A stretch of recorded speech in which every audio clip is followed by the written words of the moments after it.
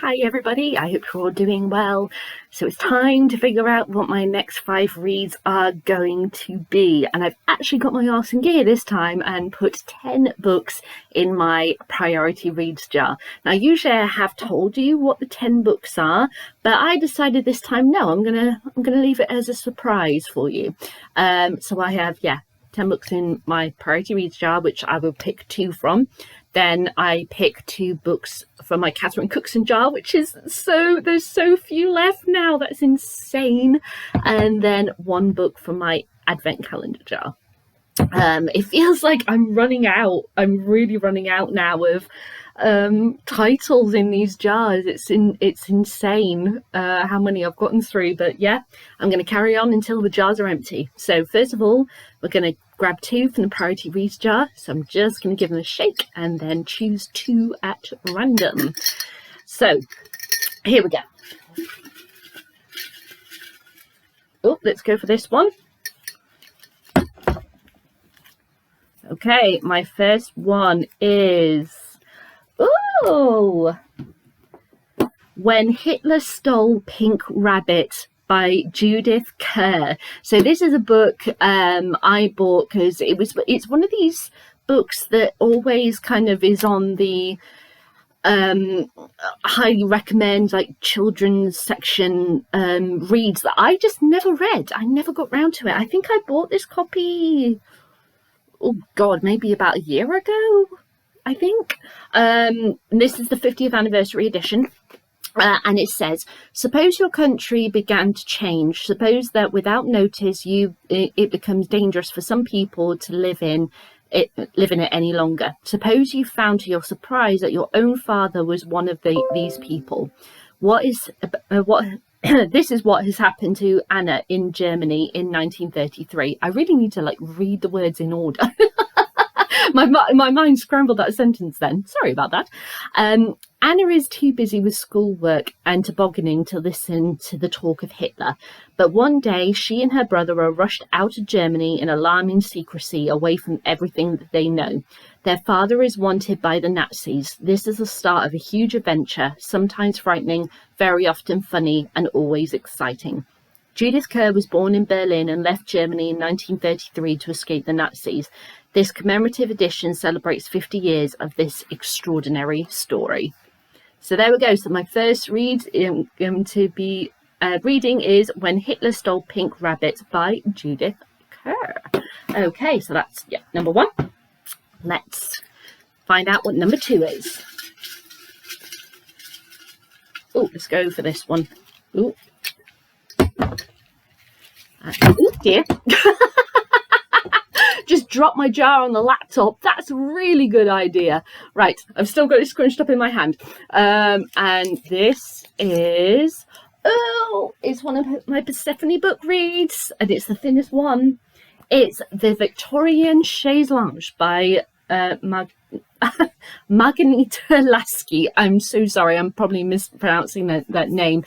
So Persephone Books, in case you haven't seen my my video about them, is a independent bookshop printer and seller where they print books that have been lost in history by feminist artists, basically. And so these are stories that you don't commonly find, and what they do is that they have the covers all grey so that you can't judge the book by the cover, and they don't include a blurb about what the story is about except on their website. But what I can remember of the description of this is that a woman lays down on a Victorian chaise-longue. When she does, she gets transformed through time, and it appears to be her alter ego, and it's about her trying to figure out these 2 worlds and try and get back to who she was. So The Victorian Chaise-longue is the second story. Okay, right, I'm going to put the priority reads jar on the floor so it doesn't fall on top of my laptop this time. Right, it's closed, it's on the floor. So let's now pick my Catherine Cookson reads. Okay, so just so you're aware, there is 1 trilogy collection, and then we've got the Mary Ann omnibus as well. So it's possible that I might pick a multiple book read here, but let's see. And if I do pick a multiple read as the first one, I'm only going to have that one as a read, because it's a lot of stories. So, oh, let's go. Oh, I've got a couple. Right, I've got one now. Don't fall over. Okay, so my next read, oh, it's a single book. It is, there it is, The Harrogate Secret. So Catherine Cookson I first got into because I watched dramas, and this was one of the dramas, and it was one of my highest out of my ranking. I really liked The Harrogate Secret. So young Frederick Musgrove was never more agile than when navigating his sculler across the waters of the Tyne between the busy seaports of North and South Shields in 1843. Already his services were in demand as a carrier of messages, and certain small packages for those activities made them the target of customs and excise men. As well as agile, Freddie was also reckoned to be lucky, but on such a night as brought him to the Tower, the home of Mr. Roderick Gallagher, both luck and courage were to be tested to the limit. From that night on, things really began to happen to Freddie, and the best of them came when he gained the friendship and patronage of Miss Maggie Hewitt, who was to play a major role in shaping his life and fortunes. But he would still need all his luck and resourcefulness to escape the long shadow cast by Roderick Gallagher, whose power and influence has threatened all who cross his path. The Harrogate Secret is one of Catherine Cookson's most powerful novels, and is a tale of imbued with the very spirit of old Teesside, and rises to a complex as suspenseful and exciting as any she has devised. So there we go, third read is The Harrogate Secret. So since that was a single one, I'm going to pick another one that, yeah, it might be a multiple, and therefore I'm going to be reading multiple Catherine Cookson books outside the usual two. We shall find out. Oh, I've got one right here. Okay, and let's look. No, it's a single one. It's The Black Candle. There it is. Oh, another pretty chunky book. And really annoying, there is a great big sticker right the way across of the first 4 lines of the description of the book, and I can't read it. So I'm not going to be able to read the blurb on the back, because it's just going to be completely like it's mid-sentence. I can't read the description of the back of the book. But, you know, we'll find out. Unfortunately, my phone is charging across the other side of the room, so I can't look it up on my phone to tell you. But yeah, okay, the next one is going to be The Black Candle.